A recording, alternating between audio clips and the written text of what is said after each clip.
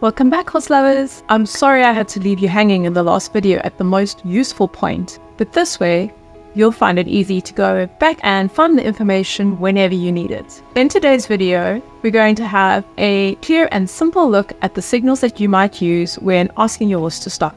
Everything that we're going to talk about in this video will have to do with the reins. I've divided this up into sections to try to make it as easy to follow as possible. Signal 1, the beginner or emergency pull. Most people will start by literally pulling back on both reins to limit forward movement. If your horse has a higher level of schooling than this, you probably won't need to use much force. Basically, you need to use the least amount of force possible to get the desired result. Wonder where I've heard that before. Then you want to make sure to use the most important part of any training process: praise and reward. I can't stress this enough.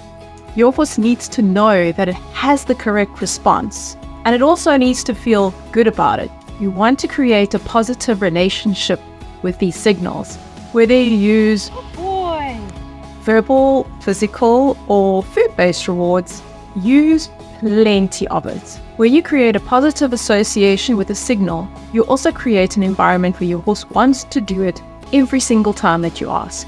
Signal 2, the elastic contact. Is pulling the only way to signal a stop? Not at all. It's not even the most effective way. There is something called elastic contact. It's basically when you allow your arm to follow the movement of the horse's head by having a soft and elastic contact. If I get into this too deep, we'll probably be here all day, so let's just stick to the basics. All you have to do is let your arms hang from your shoulders and allow the horse's head to swing them back and forth as the horse moves. Please note that it's the horse that's doing all the movement here, not the rider. When you do this, it allows your horse to move freely. In this transition video, you can easily see how it affects the horse's movement.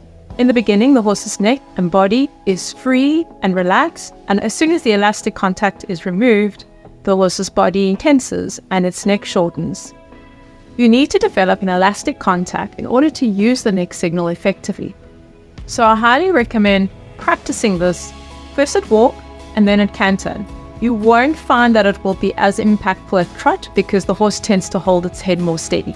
Practice it until it becomes second nature. It usually only takes 2 to 3 sessions to unlearn any stiff-armed habits that you may have developed over the years. Signal 2, continued. Blocking. Now that you have this elastic contact, you'll find that when you squeeze your fist tight, it blocks the movement. This means that your horse's forward movement is also blocked. Without doing very much at all, you're able to signal to your horse to stop by simply blocking his ability to move forward with just a squeeze of your hand. When you squeeze your hand, the muscles of your forearm and elbow also lock, which makes it impossible for the arm to follow the horse's movement. This in turn creates a blocking pressure, which then encourages the horse to stop. Once he stops, don't forget, praise, praise, praise. Another advantage of rein blocking is that it doesn't affect your balance. This means that you can adjust your posture and balance more easily during downward transitions.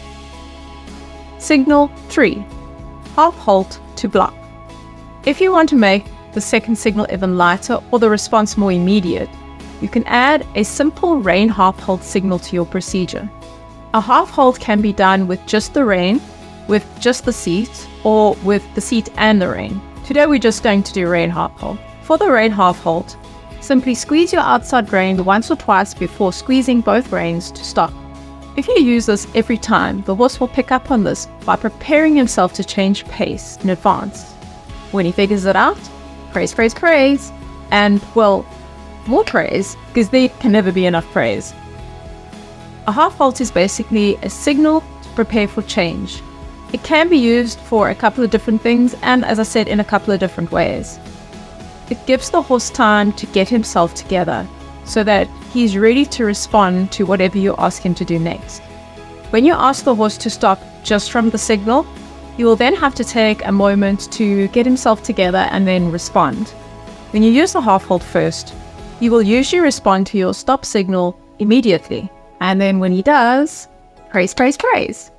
Well, that's it for this video, guys. I hope it was helpful, and I'd like to challenge all of you to go home and practice having an elastic contact and using the simple block or half hold block signal to see how likely you can get your horse to listen to your signal. In the next video, we're going to discuss how you can use your seat to help you stop your horse. Happy horsekeeping!